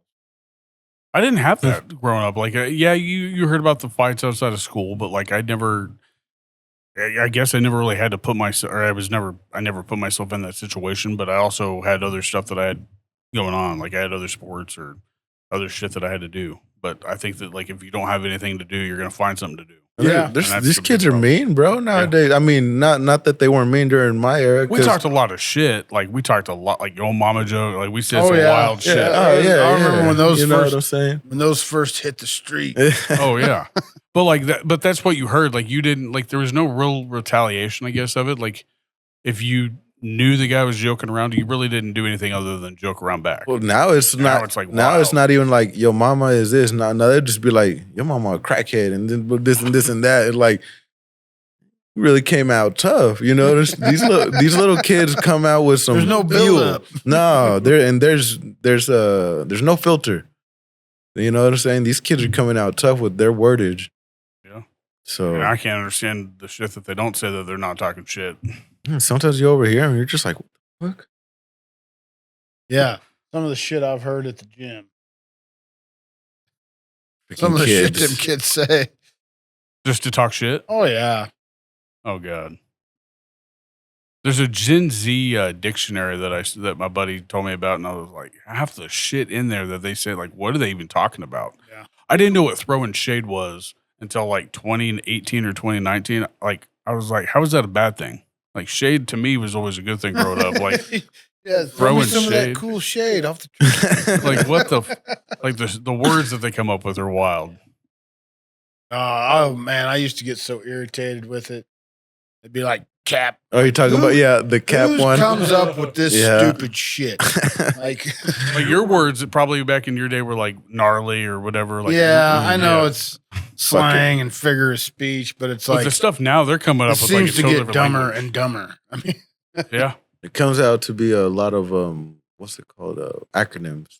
Gibberish. Yeah, like, none of that shit makes any sense. Like if you weren't around when it was made, it's not going to make any sense. That's what sucks. And you hear them play video games with that shit. Like, what did you just say? That's talking shit to you? Yeah. Mine was your mama jokes. Like, your mama's so fat, blah, blah, yeah, blah. they were blah, actually blah. kind of offensive. Now it's just dumb. And that's what starts the fights. That's what's wild. It's like something so dumb. Oh, I don't have Riz? I'm punching you in the throat. What? He's like, what? I have no sauce? What are you talking about? It's in the pantry. I don't have Riz. I don't have drip. See, drip was a bad thing. Like, you don't want the drip. Yeah, you that's want STD. the drip. What are you doing? That's an STD. Yeah, you That's pissing no yourself? Like, it's wild. Just It the is shit that crazy. they say is like, how would... What did we do? I don't know. Why don't we promote this? Let's promote Enemy Boxing Club. You guys have already started training for just general training. Like, are you still accepting people to join the gym? Yeah, we still haven't really advertised anything. Still working on the gym. Should have a ring up pretty quick. Just always some challenge to deal there's with always while something that building comes this thing. So that should be done fairly quick. We just got back from the Golden Gloves Nationals. Nehemiah Chapman, he made it through the first round of the tournament, lost on his second fight. Tough opponent, or No, I thought Nemo could have fought a little harder, walked forward a little more. He did good. He always does good. decision? Yeah. And then, the other thing you got to keep in mind, Nemo's only been back to training for a couple months, and Still did very well. You know, he still did good. Very well. So yeah, we'll buy the video and kind of dissect it and see what we can do better and see what we can do You different. have to and- buy every video? Yeah, you can buy them. Oh, wow. So, but yeah, I was a franchise coach this year, so got me a nice new red Golden Gloves jacket. You was cornering Mm-hmm. multiple fighters, right? Yeah, and I think Kansas, Oklahoma. Oh, we had a girl take third, and then Sage Rosario, that girl out of Manhattan, she won it. Nice. So Kansas, Oklahoma had 2 that medaled. It's good. And there was another kid. He'd be a cruiserweight. Name was Diamante Harper. That was his first national tournament, and he made it through the first round too. But I think he's got some good promise, and I don't know what gym he's at down there in Oklahoma, but I just kind of feel like he's around the right people. So, and there's a lot of, the names he was throwing out. There's a lot of good coaches, a lot of good gyms down there. So I You think get connected to these guys after you've coached them, like down not always. I mean, I did send a message to Diamante because he's the same weight as Angel, and we talked about getting together to do some sparring. So yeah, I sent him a message the other night. I ain't heard back from him yet though. And then who else was? Facebook's weird like that. Like if you're not friends with them, it doesn't come up on their notifications. If you sent it through Facebook, Really? yeah. Like Oh. if you're not friends with them on Facebook and you send I them a think message, we are. If you're friends with Well, them, they'll get Messenger them- and Facebook are basically two yeah, different it's two things. different apps. So they're connected somehow. So it's weird. Right. I think we're friends. Hell, I don't know. So that's how I grow the following for the gym, man. I just start friends. People are like, "Do I know you?" I'm like, "No, You but know. you should." But you will. Are you able to promote the gym down there? Like when you're doing that stuff, like did they say you're at I Enemy could if Boxing I Club? wanted to, but the Golden Gloves, just try to keep it about the Golden Gloves. It's it's an old organization. I want to see it do well, so just try to keep it about the Golden Gloves. And then, so we made it through that one. Then the 29th of this month, we'll go back to Tulsa. And we got 3 of them entered in the tournament down there. Need to see if little Luigi. I think we should get him ready. Okay. We got full on sparring with him and little Santi now. Yeah. We can So get him rolling right there in the ring. yeah, I think Looking we at- probably started looking for fights for the both of them. yeah. And Yeah. I don't know. I was thinking about that amateur fight. I might take one on for Let's do it. a little tune up or something. We'll see what's up. Yeah, but so we got that the 29th and 30th in the Junior Olympics next month. It's in Wichita. It's in Wichita. Starts 20th of June, I believe. And Angel, Nehemiah, and Tayton, they're signed up for that. Since we did the podcast last, little Tayton George, he fought Oh, 4 times in 5 Yeah. weeks, and he won them all. So he's been doing good. Is he different weight class than everybody else? Yeah, he's Uh, 106 pounds. He's a Oh, little wow. guy. Little guy. Sharp But, little fucker. yeah, you can kind of figured out what serves him best. At least I believe anyway. At range, he stays in that damage range. Tayton's tough. He's not very big. So I think guys try to out wrestle him. So just going to be focusing on ways that he can maintain that range and do what he's good at. That's what's coming down the pipe with boxing. And then outside of that, we purchased a concession stand at the state fairgrounds, the Sunflower South concession stand, now Enemy owned concession stand. by Enemy Boxing Club. No, it's we're gonna call it the Neutral Corner. The neutral corner. Yeah. I like that. So I like that. And you're That's able to really use cool. that for like the fair and anything that goes on during the fair. the fair, Or and even then just anything that goes on during at the at that fairgrounds. building. Okay. It has to be at Sunflower South building. So in our first events next weekend. So That's cool. yeah, I got to get a menu put together and prices put together, and What are we slinging, Coach? Hamburgers and dogs, man. All right. Got to meet the Coca-Cola guy up there tomorrow. I got a grill and I got that flat top It's still. all there. Oh, all right. Yeah, it's all. Hell All yeah. part of the package. That's all Yeah. right. Hell yeah. So got to meet him up there tomorrow and get the syrup for the fountain machine, and there's always a ton of shit to do. But my hope is that this concession stand can be a good revenue source for the gym. Help us move our merchandise that we're trying to sell, because we're gonna have shirts and hoodies, and we'll probably update that. At least once a year, come out with a new design. Just then, of course, Angel's got his shirts he's making. Nehemiah talked like he wanted to make one of his own too, and I need a couple of come up with a design. I'm totally good with that. Of course, I ain't gonna do anything for free, but I ain't trying to take all their money either. It's like, guys, if I got to sell this stuff and I got to make them and I got to do all this, give me a couple bucks per shirt. I think that's fair. Is Angel going to start selling his? He talked about delivering like fresh fruit with like. I don't know where he's at on that. Yeah, so I know he talked about it last time, but Yeah, he was actually able to peddle quite a few shirts pretty quick. So Mhm. he might have abandoned the whole Right now, it's cold the drinks idea. I think slanging teas. I think you ought to do them both. I mean, get you a little stand down there and have some shirts that you sell.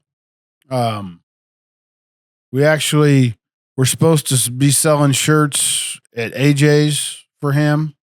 They're going to let us sell some stuff up there. And then the Rusty Needle said we could sell some shirts there. We just got to be out by 10. Nice. It's just scheduling. It's so hard. It's so hard to find the time to do all this stuff. I don't know how you're doing. There's a lot going on with not gotta use the bathroom. not a crazy amount of people on board, but guess we all make it happen some way somehow. right. Whether it's short notice or Well, before I what get time. ahead of schedule, did you have social media that you wanted to promote? Like, do you have a page or people that can follow you and watch stuff that you're doing? Well, Or is that a personal page? personally, I guess I could promote my business. I'm a bricklayer. Here in Hutch? Yes, sir. I have my own construction company. It's called Bigger Masonry. Oh, okay. And you can go up there and check me out. I have work that I do on there, and I stay busy. And, I'm also a welder for Superior Boilers out here in Hutch, so I stay busy, man. I do my own jobs on the side, and I go to the gym and donate my time to teach these kids, the disciplinary and everything it takes to be in that ring, So at the end of the day, you can go follow me at Luigi El Perez for my Facebook. I also have an Instagram. It's called LU1G3. You can follow me on that. And I have a little bit of boxing stuff on there. I don't particularly use it for that. But I guess once camp starts showing up, I might start showing some more footage and, the upbringing and the uprising towards the fight and whatnot. So hopefully Silver Boy signs the contract and we can bang, you know what I'm saying? So here to make a You good gonna sell show. any merch too? I should probably get some shirts made or something. I guess being my You have first a logo pro. or anything like that? So I don't. Me and the wife were going through all that, and we even trying to come up with the nickname for all that and shirts and see if we can get something like that going on as well. So Luigi, El Diablo, Perez. You know what I'm saying? So you gotta come with something catchy, something nice. I guess like I said, I've always been the hardworking dad, I just like to fight though. So that's really what it comes down to be. So we got Enemy Boxing Club's open. All they have to do is contact you on Facebook. Yep. Call this number. And then G&M Promotions, who's putting on the October card. Do you have any idea about when tickets are going to go on sale for that, or is that going to be About closer? 45 days out. Okay. And we're still working on things. Like I said, I just talked to, one of the top cruiserweights or light heavyweight. No, he's light heavyweight. One of the top light heavyweights around. Jeff Page, talked to him this morning. He's talking like he might want to jump on the show, so that'd be cool. I think turns out Jeff Page and Angel work pretty well together for sparring partners, and you all probably end up working together closer we get to things. I know Jeff's got a fight coming up on the 13th. Get some quality rounds. Yeah. So that's where we're at on the don't have quite all the fights signed. I don't know. You about halfway there? I'm never as far along as I'd like to be, so I don't know if these guys don't start signing soon. I guess we'll just find somebody else to do it. But give guys the time they need, and as long as they kind of talk to me and keep me in the loop, I'm good with it, because that's something you gotta, as a promoter, that's something I gotta understand. This is my first show. I'm not able to offer these guys exorbitant amounts of money, right? So say it's May. Say they sign a contract to fight for me in October. And in 2 months, because a lot of these guys, not a lot, but several of them, fight for BKFC. BKFC will wheel up on them. I'll give you $6,500 to fight so-and-so. I can. I'm locked into a contract. So I think some of these guys would like to wait till it's a little closer to where they know they're not going to miss out on Close any doors a big payday, And I don't know if I couldn't match the dollar amount of the contract, but I don't know that I would hold one. It's kind of like shitting in your own nest, right? When you're trying to promote a show with local fighters, go screwing one guy over. It doesn't take very long for the word to get around. So it's not good on a professional level. And plus, it's just no way to do it. Right. It's like, hey, yeah, I'd want to take that opportunity to go make more money too. Find somebody else. I saw you had KJ signed already. You had KJ signed. KJ signed. You got Mikey already. Mikey, Luigi, Malik, Efren. Efren cutting down on any weight since we last saw him. I haven't seen him. I'm sure he is. I've seen him on Thursday. It looks like he's been getting to work. Good. Well, I wonder if KJ's call out lit a fire under him or anything like that. I hope so. I don't know if that was KJ's call out. I think that was Efren's call out. So. Well, his answer. That was KJ's response. Yeah. Yeah, KJ's an intense dude. Yeah. He wasn't playing around. No. His episode actually did significantly. I mean, the idea of these podcasts, I think, is not just to promote the fighter or anything like that, or the gym, but it's also to promote the fighter. Yeah. So, he does a good job at that already. He's got a following, he's got fans, he's got other people. Like Malik is another one. He does social media stuff. That dude makes some funny ass videos. Yeah. I don't know if you've ever seen those. Oh yeah, I've known both them guys for a long time, and I like the shit out of both of them. The ones where his daughter in the video. Oh damn! Yeah. That shit it kills me every time. I showed the wife. I was like, "Look, babe, check this out." And she's got his walk downs. Oh damn! Yeah. Yep. Handles that part well. Ooh. But the raffle, you had a good raffle go on for that rifle. Yeah, we did. We did really well. Thanks to everybody that bought a ticket. That was a big surprise. We paid for our Airbnbs for the year. With that, we were able to purchase a T-shirt press machine. That's what we're making our shirts with, and we were able to keep a few bucks in the bank. So it was a really good deal. Never really been the type. I mean, I have put out GoFundMes and a couple times asked for donations, but I've never liked it. I never wanted to be a coach that did that. We're going somewhere. Give me money. No, we'll work for it. You know what I'm saying? We'll offer you something. Clean out. You did a yard clean Yeah, out. we'll Correct. go clean yards. We'll sell T-shirts. I don't really give a shit what it is. I myself, if a kid came up to me and was like, "Hey, I'm trying to get so and so, trying to get here, get there. Can I mow your yard for $20? You can mow my yard for $30." Where did that go? Like, Yeah. I don't see that at all. Yeah. Exactly. Well, I mean, they've tried it. They just There's a handful of people out there now Yeah, in the this world that kids are willing to do stuff like that. Yesterday we had a little lemonade stand. My kids had one, and they've been wanting to do that since last year, and they were successful yesterday. I must admit, they're very successful.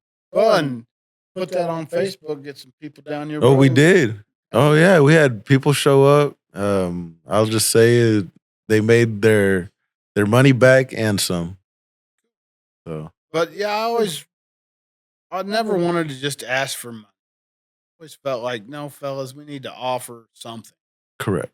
Is there going to be a package like that for like the fight on October? Like, are you get, Sponsorship package? well, like not just necessarily sponsorship, but like will they get like a shirt, ticket, seat, obviously, and then like maybe like concessions or Talking something about like like that? VIP. Yeah, we something might, like that. yeah, we'll come up with some sort of structure for VIP, and then we'll have some sponsorship packages too. I've got some new ideas that I want to do for sponsors.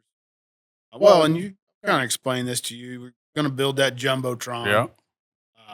That way we can display sponsors throughout the fight. Top sponsor, whoever decides they want to sponsor the main event, we'll probably, do a little more for them.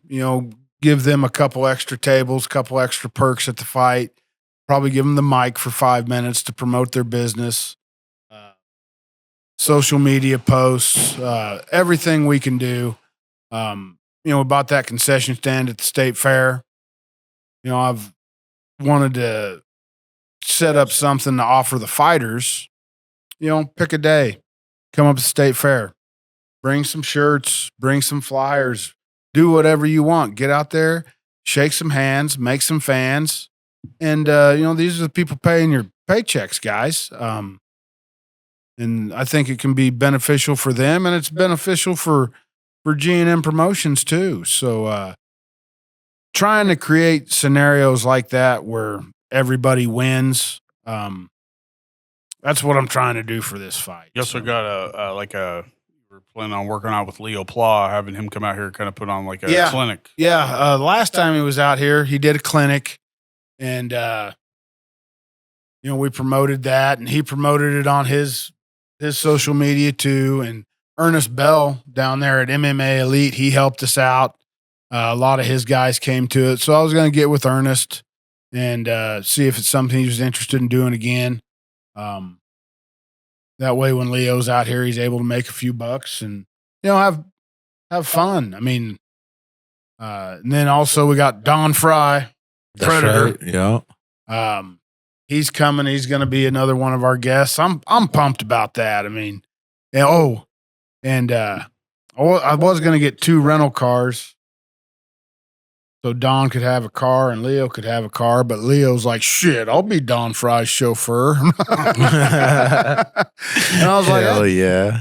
Like, yeah, that works. I mean, that way we only got to get 1 rental car. He's like, I'll take his ass anywhere he needs to go. You just show me the way. And I was like, okay, cool. Well, It's What's wild up? how the algorithm works on social media, because when you share stuff like with people's names in it, like you get old clips. Like all his old clips started popping up on my Facebook. Don's or Yeah. Well, Leo's like, he just shows up like since you follow his page, so like you'll get stuff that he posts. But like Don Fry, like he's been in the MMA game for a long time. Like before UFC was even on television. Like UFC 1 wasn't even on TV. It was like, to find that you'd have to have been there. Like I think he was on UFC 3. I think 3 he and won 4. UFC. He won 2 in a row. I think 2 or 3 in a row. I think, man, Before they had a title, actually. 5 and 6. It was the tournament. When he won the Ultimate. Oh, that's the tournament, didn't it? Well, both of the ones he won back then were tournaments. But the Ultimate was a tournament of people who had won previously. Right. Okay. So I think he won tournament 8 and 9. Okay. So not like 97, 98. Yeah, somewhere in there. But he's a character too. Some of the reels that come up. The fight that who was that? Japanese guy that he fought. Takayama. Oh my God. Like just that rock I'm talking about. Like that, you don't see that no more. Like they don't, when you did see it was that, the gentleman that they just signed to the White House card. Like that was very similar. Like they went 5 rounds just punching the shit out of each other. And that's what the UFC doesn't have as much anymore. They're more technical, Yeah. but it's still fun to watch. Oh, yeah. And then, well, I think Don Fry, like, I don't know how people don't know it. So, like, I think Don Fry was like, his record was 11-1. All his victories were by stoppage. Oh, shit. Like, he stopped everybody. But then, you know, I watched his podcast on Joe Rogan, you know. Mhm. He just kind of talks about some of his injuries and he's just beat up. I mean, just, you know, and it's like he said it pretty well. He's like, you know, you get in tip top shape every 3 months to fight a top guy. He's like, you're gonna get beat up. And he's like, He's been all around. of us were busted up. And he was in UFC, Bellator, Pride. Pride. Like he did professional wrestling in Japan for like a minute, like Yeah. 2-3 years. Yeah, and he claimed that was harder on him than fighting. Shit, like people I claim, could believe it, too. Like it's fake. Like the scenario itself, like somebody really painted that out perfectly one time. It was theatrical violence. Like every chair shot, every table that you go through, that's 100% real. The only thing that's actually played on is the character and the development of the match, and everything that you actually plan for is like it's all fucking you up. Yeah. Well, I heard Hulk Hogan say that. Somebody asked him if it was fake. He's like, Oh, he choked a dude out on national like, television. it might be staged. It ain't fake. Well, that dude that he choked out from Law and Order, he choked him out on national television, and he hit his head and cracked his head open. Oh, shit. And then he got sued for like hundreds and thousands of dollars just for that incident after the guy claimed that it was fake. Like, who's the one liable for that? Then I remember they asked, I think somebody asked him a question. Like, if you could change one thing, what would it be? He's like, I wouldn't have the leg drop for my finishing move. You see how short he Decided that got? after 10 back surgery. Oh, Yeah, like he was 6'7", I think, at his peak in wrestling, and then by the time he passed away, he was like just like 6'1", like right at 6'1" or Still a 6 big foot. dude. Yeah, Well, to me, the part that's crazy, it's like, okay, so his leg drop, right? How many times a year could he have done that? Because usually, like one leg drop, the match is over. And That's he just didn't counting wrestle matches. every night. and that's just counting matches. Not yeah, I was his- gonna say, what about all the practices, all the Yeah. practice runs, Well, and all that yeah. shit? So, you yes, know what I'm there's that saying? too. I mean, to perfect, like, I mean, I don't know anything about training for wrestling, let alone boxing. Like, I've seen wrestling, and to make it look so fluid and stuff like the stuff we've seen as kids growing up on TV, it looks so real. Like when you're a kid, that's so real. To make it look like that, you've got to practice that 100,000 Yeah, I times guess that's a a day. good point. So, like that leg drop, I would argue that he probably dropped that leg probably 900 times a year, not counting his matches. Okay, well then but where I was going with that is like, man, I mean, maybe Body takes maybe a toll. body's a little Yeah. more fragile than we all think, because I was thinking in terms of, one leg drop finishes the match. You don't wrestle every night. How many times a year you do that? 100? Then he had some matches that he actually had to drop it 3 times to finish the Rock. He dropped that leg 3 times. 1 or 2 of them he missed or whatever. But like the ones that aren't counted are the ones that you don't see. Like it's wild. I want no part of that either. True. No chairs, True. no tables. Them guys get so. I seen a clip of John Cena doing a pretend hit on one of those bags that come down and measure your strength, and he did like a full on look and punch. That thing just didn't move. It didn't move because he's perfected it to make it look Yeah. real. But Okay. you know Ric what I'm Flair- saying? Like He Ric didn't hit Flair it. is the one that started that. Like he would take like a string he talked about, like he would punch through the string. He would get so close that it didn't touch the string, but it looked like it did. Like it was weird. Same thing with like the people that throw those wild kicks, like Shawn Michaels with the Sweet Chin Music. Somebody asked him, he's like, "How do you perfect the time?" He goes, "It's all luck." It's like, what? You mean you could have killed however many people you've thrown that He kick knocked the at? shit out of somebody. Yeah, well, like I don't know how many of those he actually connected with, but like a lot of those aren't. I mean, they're not meant to be connected full force. Yeah, you're gonna have those ones that sneak through the glass there. Yeah. But for us growing up, like we saw some of that stuff. It's like that was 100% real. Did he get hit? Probably not. But who knows? But I want no part of it. Yeah. I don't want to get fake hit. I don't want to get hit, let alone fake hit. Like fucks with your. Yeah, like, but how many of those shots could somebody have died from? Like a shot to the throat, like. But no, like Leo Pla, he just seems like he's so rough around the edges. Like I wouldn't fuck with him. Like, Yeah, man, he's a super cool guy. no, I'm saying like fighting wise, you couldn't pay me enough money to sit and get Go in in the ring there with and you. spar with him or anything. And he's probably what? He's probably what? Oh, 230, It's 240. like old Yeah, he's no Eddie small Harrison. boy. You put Like- that fucker in the ring, he'll still fuck you up, bro. Yeah. Like Eddie's a pretty tough dude. to want to sign up for something like that is, I don't know. I never needed to live that. Well, to and then the other thing is like Leo. I even said that to him once too, like because he's my age. He's still training, still fighting. It's like, man, how are you not like beat up? And he's like, man, you find a different way to do it. Find a way to do it to where it's not hurting you. well, it's like football players. Like you don't watch football. Do you watch football? I watched some. We had you had a player for the 49ers, Ronnie Lott, broke his finger, and they couldn't get a place. They were going to have to sit him. He's like, just cut it off. They cut his finger off so he could finish the game. Like those types of people are out there, and you don't know who they are. Yeah. Until you actually Right. have to face them. Yeah. It's wild. And Leo Pla seems just right up that alley. It's like you don't fuck with the dude. Like Yeah. you don't cross the line, and he's got that line that you can't see. Yeah. So And he's got that finger missing. No, just playing. he's probably got, I mean, how many teeth? Like boxers, like I've noticed that a lot of boxers, like they've got a pretty good amount of teeth still in their face, and I think that comes with like the whole like the gloves and stuff like that. Like, but MMA, like I don't notice a lot of them. Like boxer or hockey players are the ones missing teeth. What's They up with don't wear that? a mouthpiece.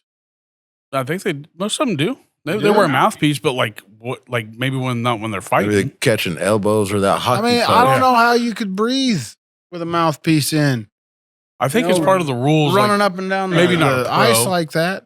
Maybe I not mean, pro. honestly, I I've mean, they got that little face mask, Yeah, that's it. but when the fight happens, that shit comes off. Yeah. Yeah. And those are the and that's probably what made me a little bit of a hockey fan at sometimes. Like you saw the the get fights. down. Oh yeah, Hell like, yeah. At some point, it's like I think I went to a Wichita Thunder game and they fought or they were playing a team that they were known for fucking hating, like Topeka. It was either Topeka or Oklahoma City, one of the two. The first hockey game I went to, I watched a guy pull the dude's helmet off by his hair and was smashing his face on the ice. I was like, Oh, what the fuck? I was like, this is hockey? Yeah, like I don't. What does it There's- take? So what there's- does it take to be able to start getting down in a Yeah, hockey I don't game? know. Like I don't know what the rule. What is it? Like, you know what I'm saying? Well, and that's the thing. So, like, Wichita actually had to stop playing this team. Like, they weren't putting them on their schedule because there was too much shit going down. So, like, the second time I went to this fight, literally at the puck drop, everybody on there just dropped all their shit and just started wailing on each Oh, other. shit. Like, it was like It's a Canada brawl. yeah, it was like Canada versus the U.S. when Canada tried to snub the U.S. national anthem. Yeah. Remember that? Oh, that they was just that- dropped gloves. last Got him an year, ass right? whooping over that deal. Yeah. That was last I year's didn't ordeal. see it. I wasn't heard Yeah. about it. Yeah, they snubbed the national anthem, and at the puck drop, everybody dropped their gloves and just started wailing on each Oh other. shit! And that's how it was when You done fucked up, yeah. Frenchie. Wichita would play this team every year, and they just stopped playing them. So like, it's wild to see. Like hockey, out of all things, like not only do you have to be a good fighter, you also have to keep a balance on skates. Well, yeah, exactly. Yeah. Fuck that. Don't they have like Those are the aren't guys they who won- aren't they making a new sport like that where you box on a hockey ice? I think I it's don't like know. Or it's- some shit it's- like that. It's a game within a game, and they call it like the Wild Sports of the West or something like that. You've You're got boxing phone- on ice skates. You've got phone booth MMA or some shit. Like, have you seen that? Like, three No. dudes will be in a phone booth. They'll lock them in there, and they'll Oh, start yeah, fucking yeah, beating yeah. each other up. Yep. Like, what the fuck? I know what you're talking about. You can't I've pay heard me in a that fair one. fight, let alone a phone booth fight. Yeah. Talk about an inside fight game. If you could get out of that alive, I'm pretty sure you could probably get signed to a contract somewhere. Man, But the hockey, like, you have to think like somebody who can fight and play hockey at the same time. They've got to be have some of the best footwork you've ever seen if they can stay on their feet the whole time. It's not going to be terrible. They got something going for them. I don't know what. But no, other than that, is there anything else you wanted to promote? We got you got your concessions down, the Golden Gloves, the raffle. Did you have any more raffles coming up? No, not for a while. That was another thing. Those bought raffle tickets able to purchase our next raffle. Nice. We was able to do some good things with that raffle. Congratulations to Jacob Jenkins. I think he works out at prison. He bought the winning tickets, so good for him. And then just a big thank you to Diamond Cuts Barbershop for letting us come in here and do these podcasts. And thanks to big shout out Louie and Mikey for making it down. Yep. Looking forward to some good fights come October. Any last words for your opponent again before you go, other than sign your contract? The ball's on this court. He knows what it is. I mean, start training. Let's get it. You know what I'm saying? Let's give the fans a good show. That's all I'm here for. That's what I'm talking about. I think, like Coach says, he's looking forward to this fight because he sees something between me and him being, you know what I'm saying, being a good show for the people out here. So let's do it. Let's give everybody a good show and let's fucking run that fade. I know Efren has plans up his own sleeve, but he had brought up a main event between him and KJ. Do you have any idea of who's going to be your main event yet? Oh, KJ and Efren. Oh, that'll be the main event? Okay. I agreed with that sentiment as far as being the main event. They're the two most experienced guys on the card. Apart from Mikey, but. Yeah, well, apart from Mike. And Mikey knows nothing against him. Oh, no, yeah. Mikey's taking his 4-rounder. I don't know. I'm just glad to see Mikey enthused about. I like the shit out of Mikey. Mikey will literally fight anybody. And, well, sat right there in that chair. He's one of the nicest guys you're ever going to meet. But when it comes to competition, Mikey wants to win. So I'm happy to see him enthused about it because it was his idea. It wasn't mine. So he approached me. I got a good main event for you. Yeah. And I don't think KJ will be against fighting in the main event either. No. So, no, this was fun. Make sure you're following Enemy Boxing Club on all socials. So you can also follow G&M Promotions, correct? And the phone number to contact you is on there. Do you have email on there too? Yeah. Also? Yeah. Enemy Boxing Club at gmail.com. That's our email. Okay. And come see us at the Neutral Corner, the Sunflower South building at the State Fairgrounds. Yeah. We're going to have some good beer and I think we might have some live music and some local fighters up there. That's my plan anyway. So we'll have to do a podcast from there. That'd be fun. Let's do it. Live podcast right there. That'd be kind of cool. Yeah, we can do a live Facebook thing maybe. That wouldn't be bad at all. It'll be one camera, but shouldn't be too hard to set up. Just need some good internet is all.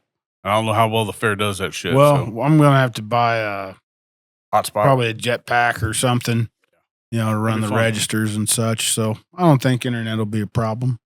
Yeah, we'll go up there during the fair. But thanks for coming on. It was nice meeting you. Appreciate you, man. Thank you. We'll have to do this again sometime. Like we had plans on doing a numbered amount of podcast episodes. I don't think that should be the case. It should just be if you have somebody who want to come on and talk about it. It seems like it's kind of just turning into something we do. And that's fine. I think that it's content for both parties. So whatever you want to have come on, just let me know and I'll work it into my schedule. So. Well, I think what we talked about up next would be on the 31st of this month, 2 Sundays from now. I'll work it out. Robert Fitchner. Yeah, I didn't hear that name yet. Yeah, Robert Fitchner. We haven't talked about it, I guess. Well, he's wanting to fight on the show, and, we're trying to line up Robert Fitchner versus Chauncey Wilson. That's going to be another. Both local fights? Let's go. Yeah, Chauncey's out of Wichita. Oh, okay. So I think as far as rankings go, BKFC rankings, Robert Fitchner is number 16 in the world. Chauncey Wilson's number 9. They're both from Kansas. And Wow. Bang. Chauncey's pretty laid back cat, but when I mentioned it to Robert Fitchner, he's like, "Oh yeah, that's got to happen. That fight's They've got to never happen." fought each other? No, Wow. but Fitchner wants to fight, and I don't even know if Chauncey realized who Robert was, but think about the time he does realize he'll want it too. I don't think I've met anybody as laid back as KJ, though. KJ seems pretty. Chauncey's more laid back than Really? KJ. Yeah. Wow. Oh, man. Well, I mean, it's fun just getting to know people that I would have never probably met. So huge shout out to Bo for setting this whole thing up first. So Good job, Bo. Yeah. So if he wouldn't have ever, I guess if you would never had to go up there to do what you had to do with him, then Maybe we should be thanking the cop that arrested me. so, but no, yeah. Whenever you have somebody coming on, just let me know, and then we'll get that worked out. But it was nice meeting you and Mikey. Mikey had to get out sooner than. Not to keep it going. My plan was to have Robert and Leo Plaw here, but we couldn't make the flights work out for Leo. Well, we'll have to hit him up when he's here. And nobody, I don't think any of us can afford to take a day off during the week. I'll just have to take a vacation day. Well, I got during the week, flights from here to Denver are pennies on the dollar. You get to the weekend, Go go up right up away. about 500%. We'll have to hit him up while he's here. Maybe we'll get if he ends up being the chauffeur. Yeah, well, maybe I'll hit them up. Maybe they want to do something like that. Maybe they'll connect on a personal, like they find out how rough each other are. It's like, Yeah. oh, I could hang with this dude. right. But yeah, just go follow us on YouTube. Make sure you're hitting that subscribe button. Listen up for all future episodes. So thanks, guys. Thanks, Bob. Thank you.